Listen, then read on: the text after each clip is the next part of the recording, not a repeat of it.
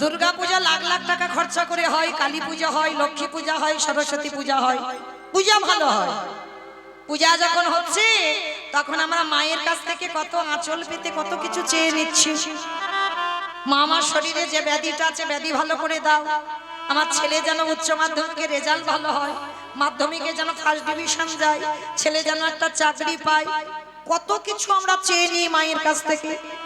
আর সেই মাকে যখন জলে ফেলতে যাবে তখন বাবা ধুমধারাক্কা ডিজে বাজনা, ধুমধারাক্কা নাচানাচি।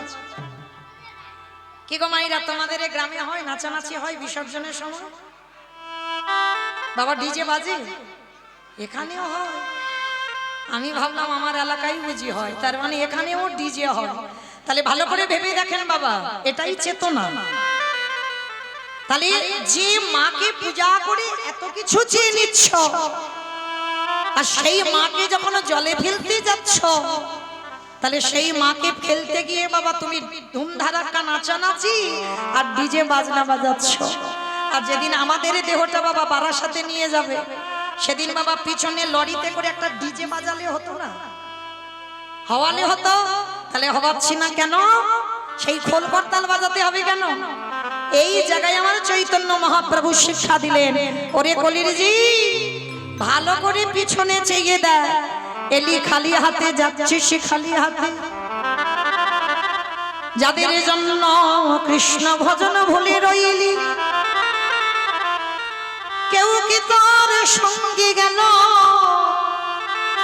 কেউ কি শেষের দিনে তোরে আপন হলো? তাহলে শেষের দিনে সাথী হবে কে বাবা? যাত্রা, নাটক, ফাংশন, টিভি, সিরিয়াল, মোবাইল কিচ্ছু না। তাহলে সাথী হবে কে? এই হরি নামে যাবে।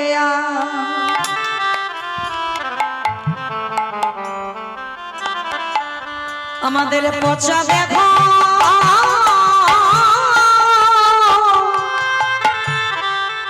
দেহ যা,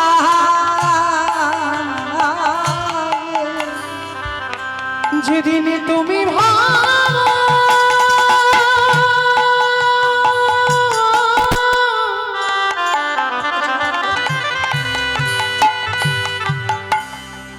যেদিন তুমি ভাবো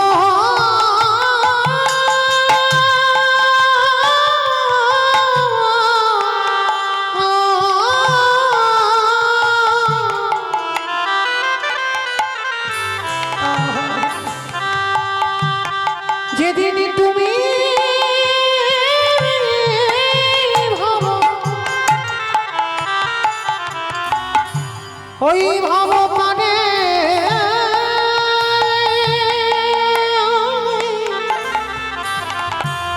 পারে যাবে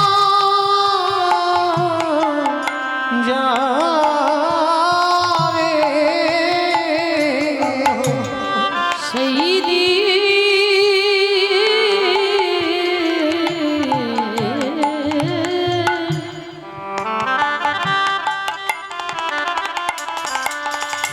সেই দিনে নামে যাবে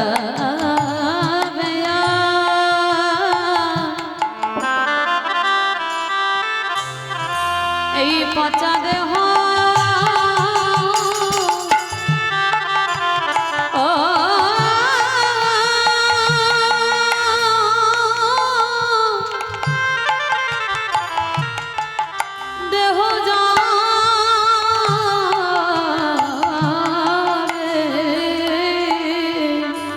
আমাদের কারোর কৃষ্ণ ভজন,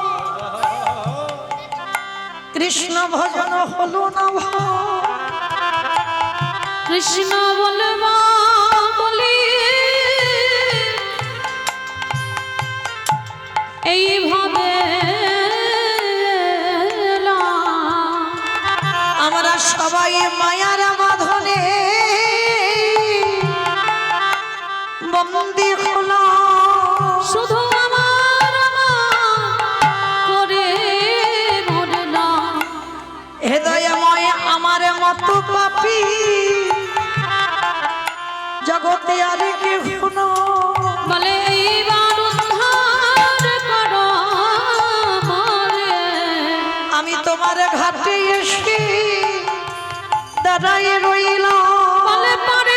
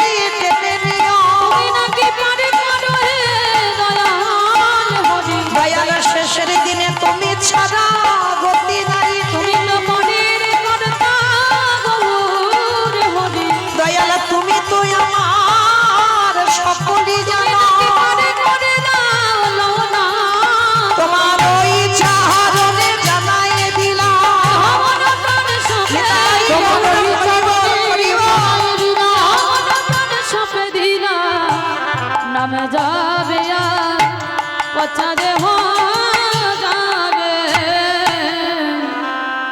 শিশুকালে কৃষ্ণ ভজে কৃষ্ণ পাওয়ার আসে, কৃষ্ণ পাবার আসে, অগ যৌবনেতে কৃষ্ণ ভজে আসিবা না আসে, আসে বানা আসে,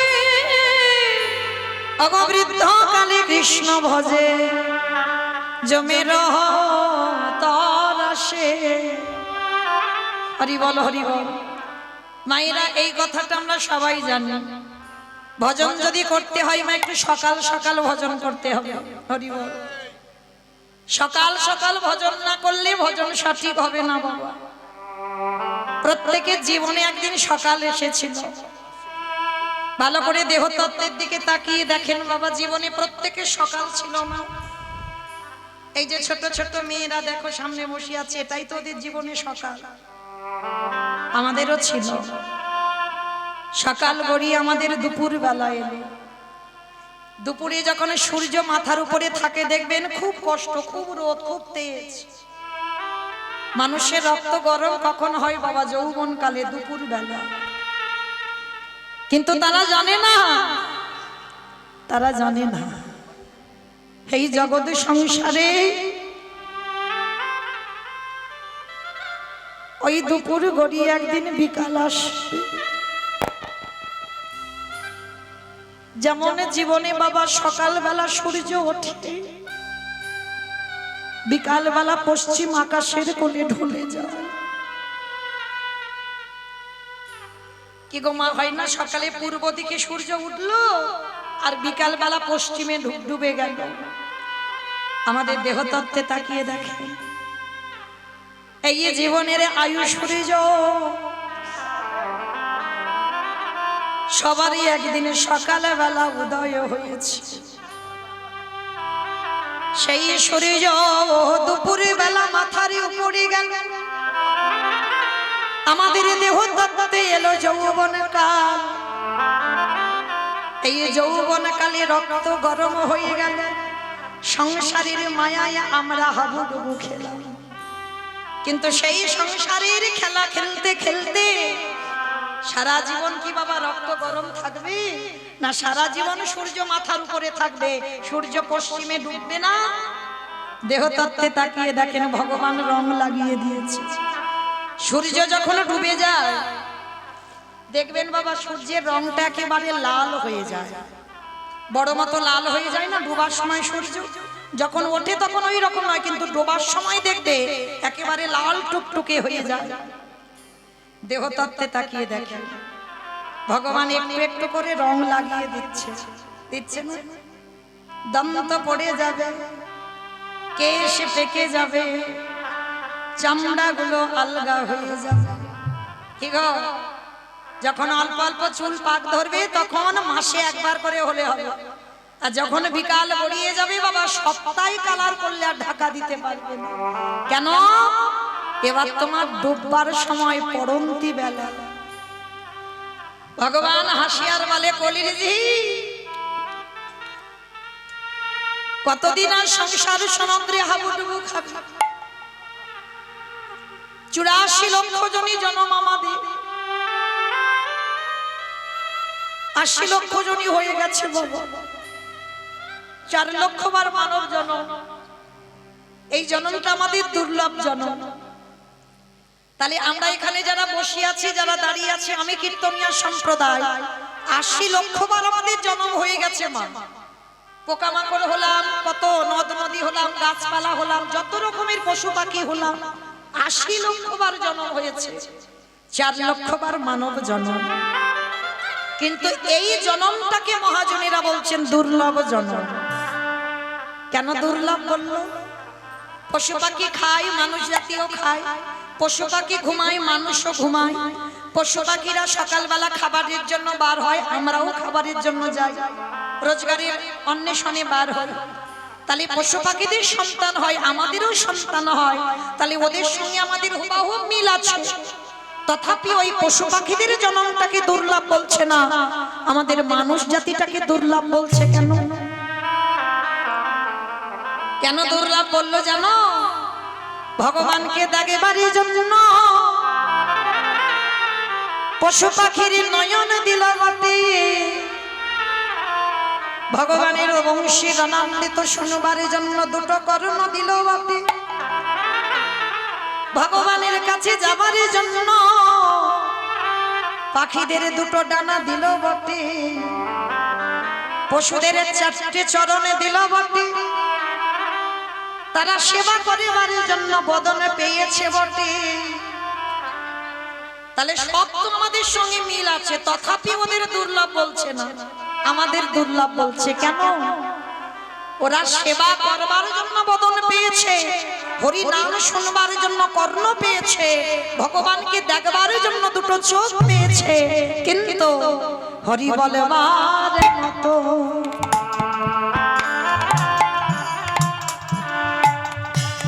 বলবার মতো ভাষা পাইনি। ওই বদন পেল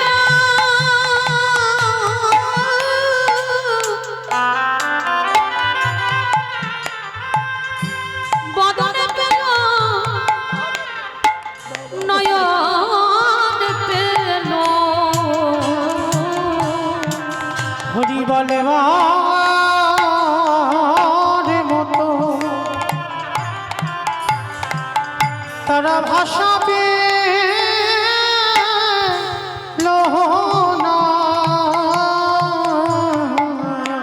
গৌর হরি বললেন কলির জ্ঞানন্দজি,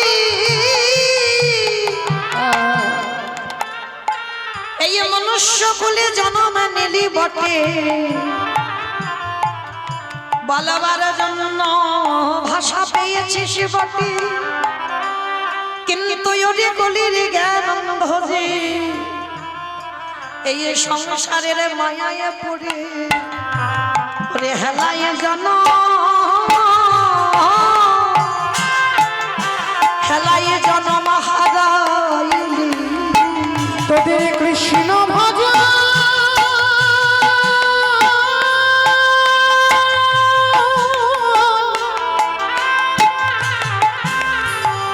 তোদের কৃষ্ণ ভজন ভজন যে আরে হলো না রে। ওরে হেলায় হেলায় হেলায় হেলায় হরা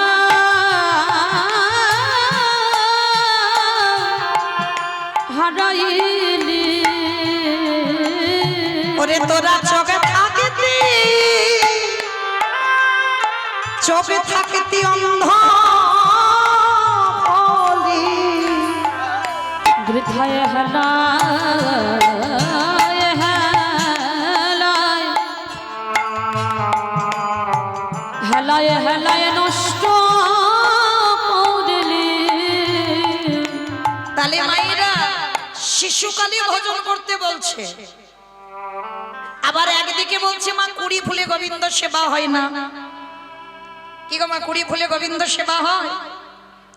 ছোটবেলায় ঠাকুমারা খুব বকাবকি করত, যদি গাছ থেকে কুড়ি ফুল জলে ভিজিয়ে রাখতাম সকালবেলা ফুটলি ওই ফুলে পূজা দেওয়া হবে, ঠাকুমারা খুব রেগে যেত। তাই নাতনি ওই কুড়ি ফুল তুলতে নেই গাছ থেকে, ওটা অপরাধ হয়, আর ওই ফুল গোবিন্দ সেবায় লাগে না। তাহলে কুড়ি ফুল সম দেহতত্ত্বেই তো বাল্যকাল। কি গো মায়েরা, এই যে ছোট ছোট ছেলে মেয়েরা এসেছে দেখো, বাবা মা এসেছে, হয়তো ঠাকুমা দাদু এসেছে, তাদের সঙ্গে এসেছে, কিন্তু এরা কি কীর্তনের বাবা সেই অভিজ্ঞতা আছে এদের? সেই অভিজ্ঞতা নেই। কেন? আমরা তো ধ্রুবের মতো ছেলের জন্ম দিতে পাচ্ছি না, আর প্রহ্লাদের মতো ছেলের জন্ম দিতে পাচ্ছি না। যদি ধ্রুবের মতো ছেলের জন্ম দিতাম, যদি প্রহ্লাদের মতো ছেলের জন্ম দিতাম, হয়তো বাবা কুড়ি ফুলে গোবিন্দ সেবায় লাগতো। কারণ আমরা কলিযুগে বাবা বীজও ভালো নয়, মাটিও ভালো নয়। ওই জন্য তো একটা বাবা নেতাজির মতো ছেলের জন্ম হয় না, একটা বিবেকানন্দের মতো ছেলের জন্ম হয় না, একটা ক্ষুদিরামের মতো ছেলের জন্ম হয় না, একটা রবীন্দ্রনাথের মতো ছেলের জন্ম হয় না, একটা বিদ্যাসাগরের মতো ছেলের জন্ম হয় না। কেন হয় না? বাবা হলো বীজ, মা হলো ক্ষেত্র বা মাটি। বীজ বপন করা হলো, মাটি যদি নোনা লেগে যায় মাটির ফসল ভালো হবে না। তাই গৌর প্রেমানন্দে হরি বল, হরি বল, হরি বল। ও মাইরা, আমি কোন মাটির কথা বললাম গো? এই মগরাহাট এলাকার মাটি। কোন মাটি? মা মাটি। বাহ, এই মা মাটির কথা বললাম। সবার আগে সন্তানকে শিক্ষা কোনো পাঠশালাই দেয় না, কোনো গুরু দেয় না, বাবাও দেবে না। প্রথম শিক্ষাটা যে যার ঘরের মায়ের কাছ থেকে পায়। মা দেবে সন্তানকে শিক্ষা, আর মা সন্তানকে যেভাবে তৈরি করবে পরবর্তীতে সন্তান সেই দিকে ধাবিত হবে। গর্ভের সন্তান নিয়ে মায়ের চরিত্র যেমন হবে, মা যা আহার করবে, মার যেমন চলাফেরা হবে, পরবর্তীতে সন্তান সেই পথে ধাবিত হবে। কি গো, গর্ভের সন্তান নিয়ে মা যা আহার করে ছেলে তো তাই খায়। মা যা কানে শোনে, ওই জন্য বলছে না একটু গীতা পাঠ শোনো, একটু হরিনাম কীর্তন শোনো, একটু ভাগবত পাঠ শোনো। কেন? তোমার মুখ দিয়ে, তোমার কান দিয়ে তোমার ছেলের কানে যাবে।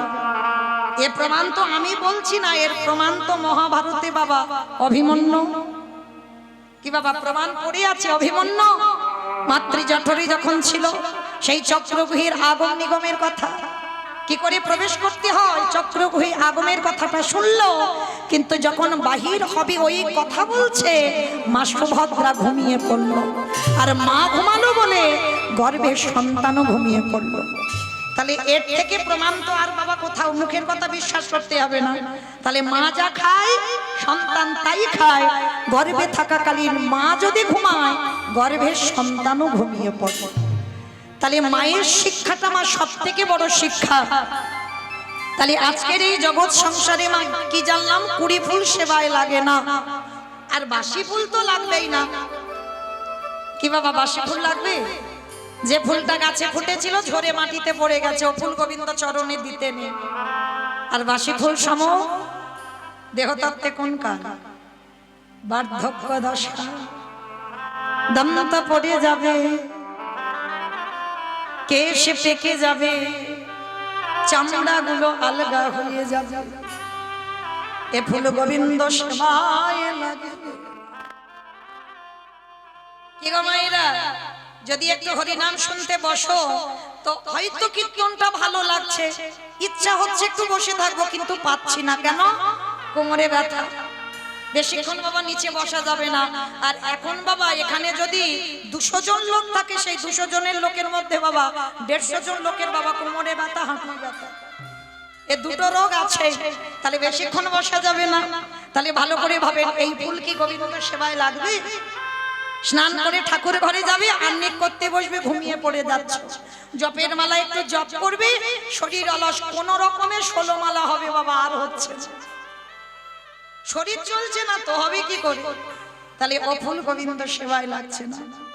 তাহলে সেবা দেবে কোন ফুল? যে ফুলটা আজকের গাছে ফুটেছে। আর আজকের ফোটা ফুল সম দেহতত্ত্বে কোন কাল? আমাদের যৌবন কাল। এটা আমি মৌমিতা বলছি না, আমার ভগবানের রাধারানীর দুটো চরণ ধরে কত সেধে কেঁদে বলল, রাধে গো আমি ভক্তের যৌবন বড়,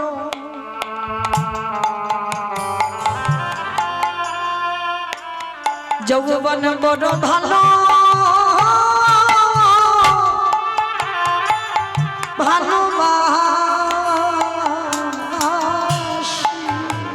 বলে ওরা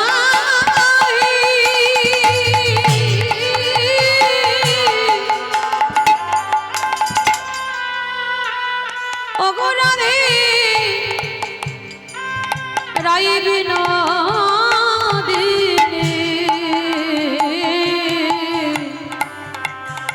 ভক্তের যৌবন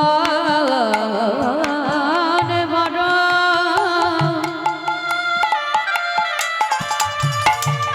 যৌবন বড় ভালোবাসি।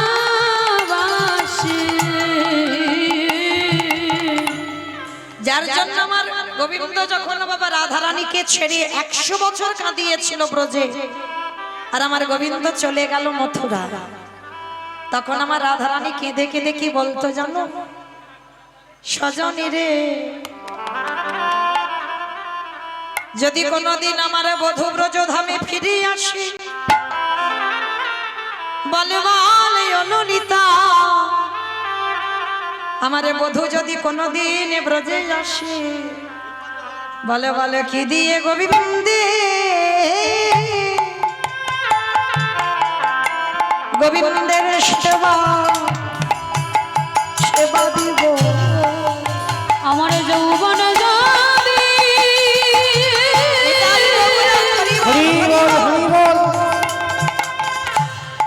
যৌবন যদি ফুরায় যায়, ওরে ললিতারে,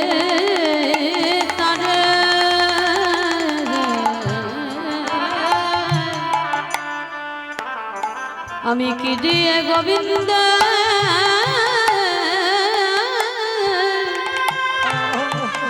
বলে বলে সেবা দিব। ওরে অসময়ে কৃষ্ণ ভজন হয় না রে ভাই, তাই সময় থাকতে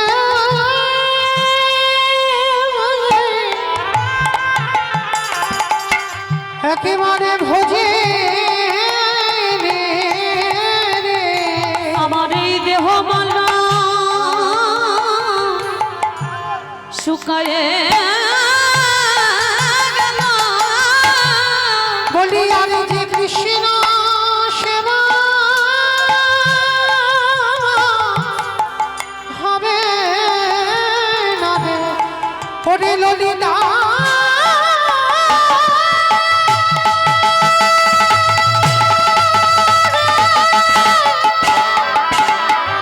নিতাই গৌর প্রেমানন্দে হরি বল হরি বল হরি বল। ওরে প্রাণ সয়নী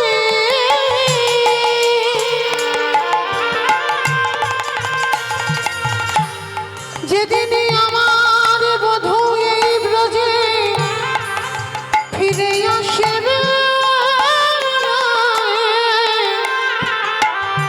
আমার দেহ যৌবন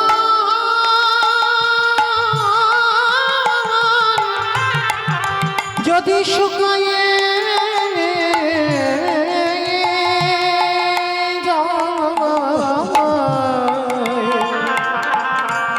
সেদিনে কি দিয়ে আমার বধূ, আমার বধূ সেবা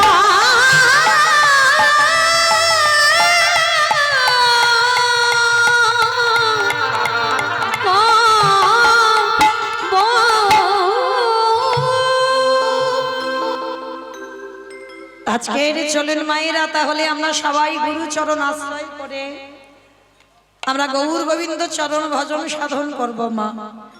তাহলে যতটুকু সময় আমরা এই হরিবাসরে থাকবো, আন চিন্তাবাদ, আন ভাবনাবাদ, সংসারের চিন্তাবাদ, এখানে আমাদের একটাই পরিচয় বাবা, আমরা সবাই এখন কৃষ্ণ চরণের দাস। এই একটাই পরিচয় নিয়ে আমরা হরিবাসরে থাকবো, সকল চিন্তা দূরীভূত করে আমরা হরিবাসরে শুধু আমার গৌর গোবিন্দের চিন্তায় মগ্ন হব। কেমন?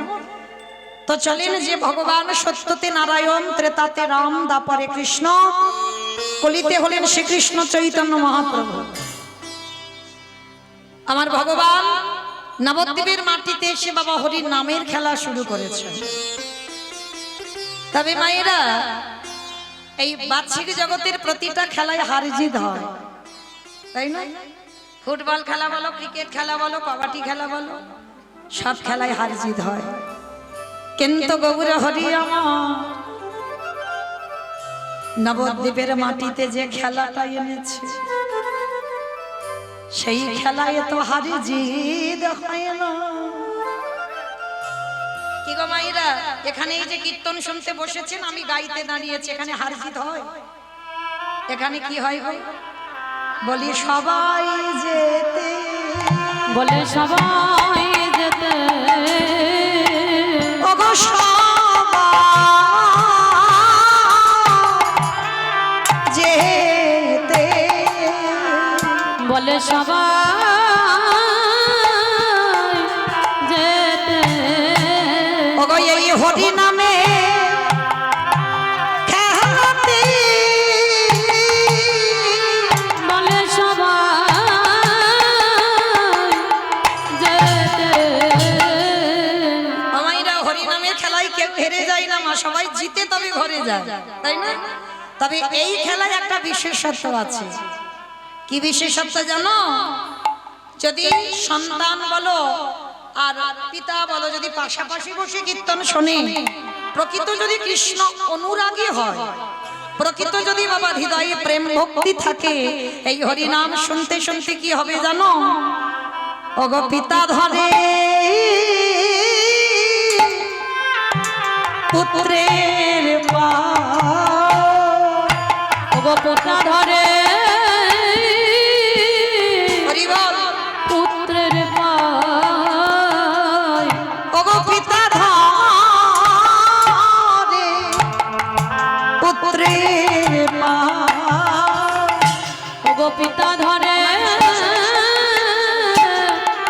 পুত্রের পায় দেখবেন মা হরি নামে যদি কেউ একবার আপ্লুত হয়ে যায়, সে ভুলে যায় আমার পাশে ওটা আমার ছেলে, আমার থেকে কত ছোট। হরি নামে কেঁদে বাবা পাগল হয়ে সেই সন্তানের চরণ দুটো ধরে কাঁদে। শুধু চরণ ধরে নয়, এই হরি নামে আরো কি হয়ে জানো? ওগো জড়া জড়িয়া ধরা ধরি, বলে জড়া জড়িয়া ধরা ধরি যে জনে মুখে বলে হরি হরি করে ধরা ধরিয়া রে জড়া জড়ি যখনই এক ভক্ত আর এক ভক্তকে হৃদয়ে ধরে, তখন কি হয় জানো? ওগো দুজনা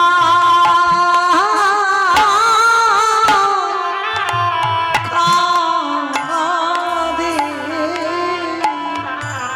বলে পিতা কাঁদে আর পুত্র কাঁদে দেখো দুজনা কাঁদে ওগো ভক্ত কাঁদিয়া আমারে ভগবান কাঁদে। দেখো দুজনা কাঁদে ওগো কাঁদিবে না কেন গো? বলে কাঁদেবে বলে এসেছে গো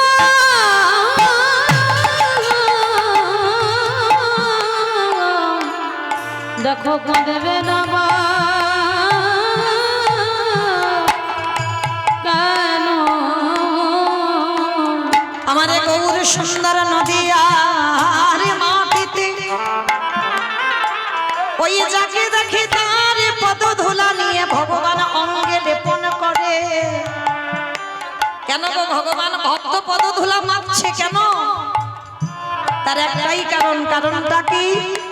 এই যে ধুলা নয় ধুলি নয় গোপী পদরে নো, গোপী পদরে নো ওগো এই ধুলা মাখিয়াছিল নন্দের বেটা কানু। বয়ে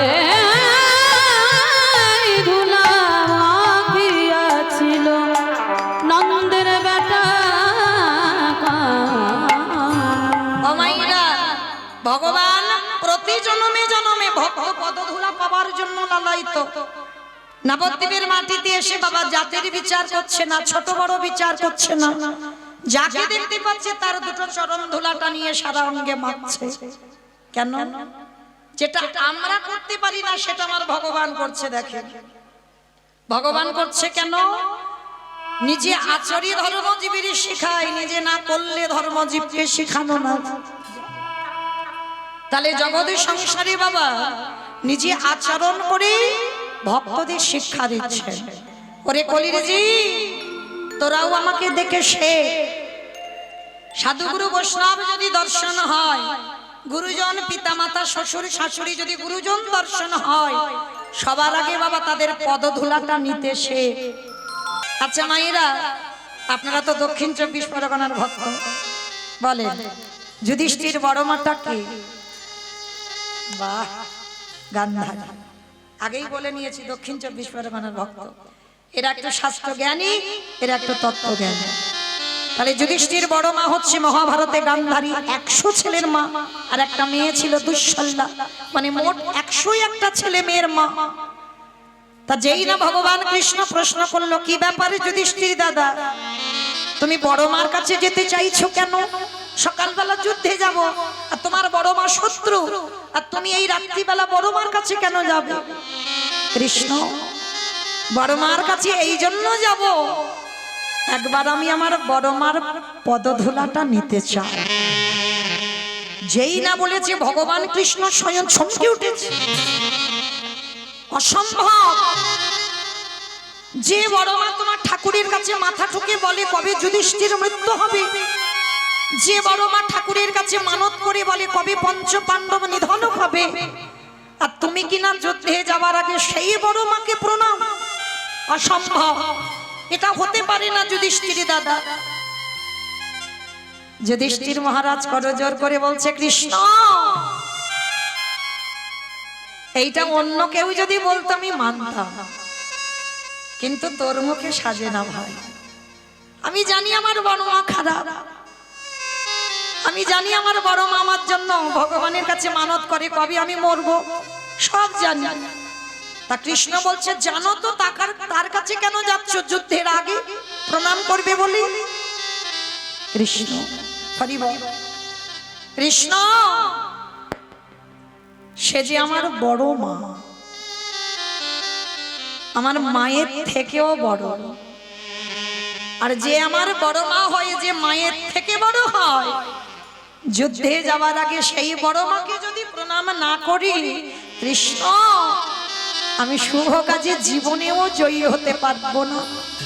তাই তুমি আমায় বিদায় দাও, আমি আমার বড় মাকে প্রণাম করেই চলে আসব। ভগবান চতুরের চূড়ামণি ছলনা করে মৃদু হেসে বলছে, ঠিক আছে ঠিক আছে, যাও, তবে দেরি করো না, বড় মাকে প্রণাম করে তাড়াতাড়ি এসো, কেমন? ঠিক আছে কৃষ্ণ, আমি যাব আর আসব। আর গান্ধারী তখন কোথায় যাবে?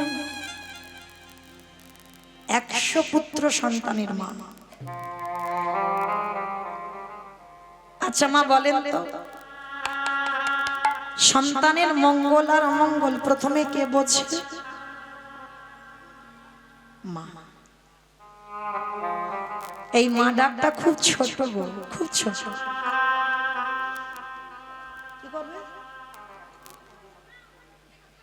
হরি বল।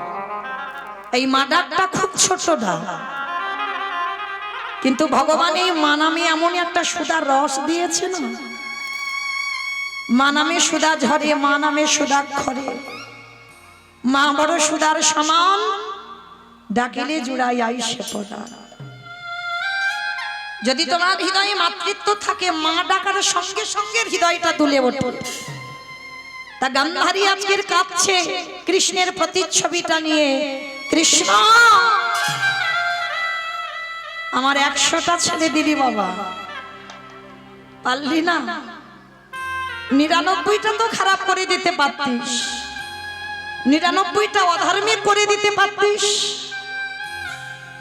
আমার একটা ছেলেকে একটু ধার্মিক করে দিতে পারলি না? হরে কৃষ্ণ,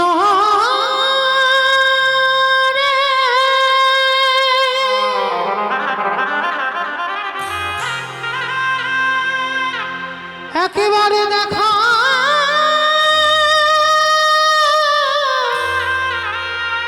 দেখা দে। কৃষ্ণ ওরে তুই নাকি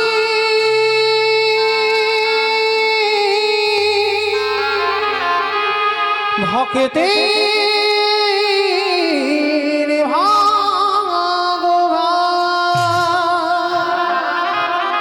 আমার 100টা ছেলের মধ্যে 99টা খারাপ হোক, তুই যদি মনে করতিস আমার একটা ছেলে ধার্মিক হতো নাকি? হতো তো, কেন করলি না কৃষ্ণ? বসে বসে গান্ধারী কাঁদছে, আর ঠিক সেই সময় যুধিষ্ঠির প্রণাম করবে বলে দরজায় এসে ডাকছে, বড় মা, বড় মা। কে? দরজায় গিয়ে দেখে না যুধিষ্ঠির দাঁড়িয়ে আছে। কি চাস? কেন এসেছিস আমার কাছে?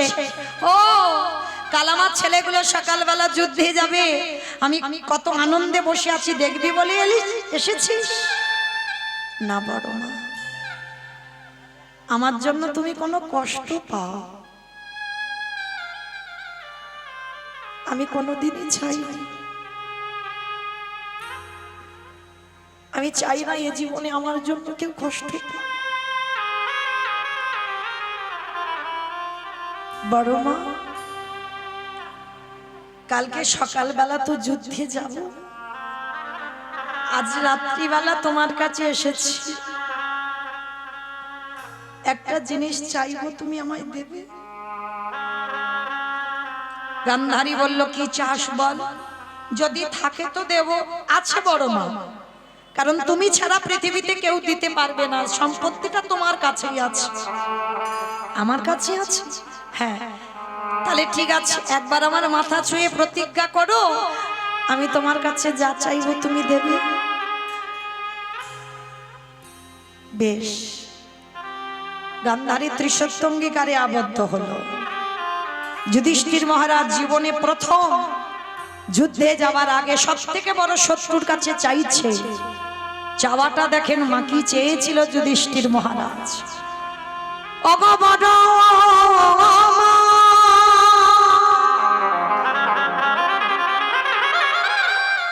তোমার চরণে আমার একটাই নিবেদন, তুমি একেবারে আমার মাথায় খাদি দিয়ে আশীর্বাদ করে দাও, যেন কাল সকালবেলা যুদ্ধে গিয়ে প্রথম দিনে যুদ্ধে আমার মৃত্যু হয়ে যায়।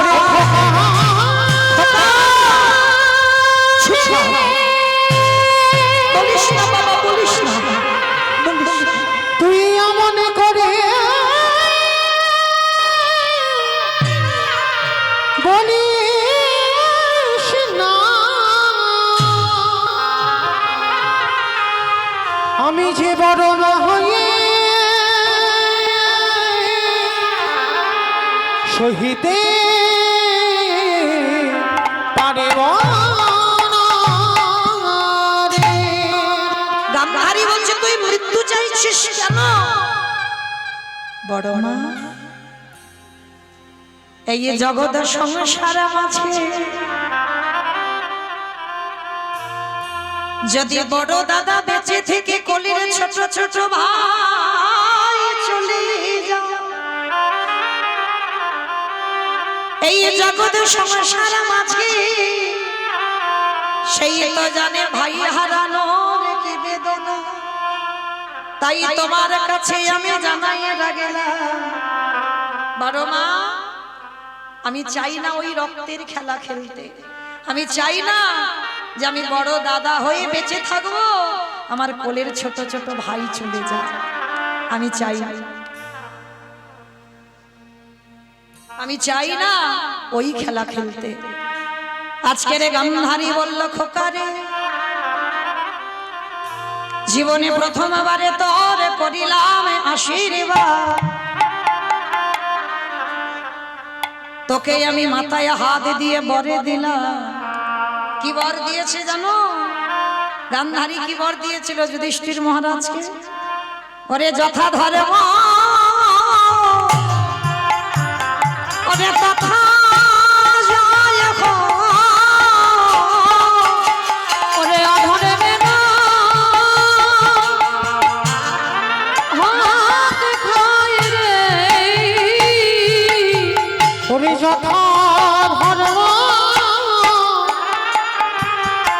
ধর্ম তথা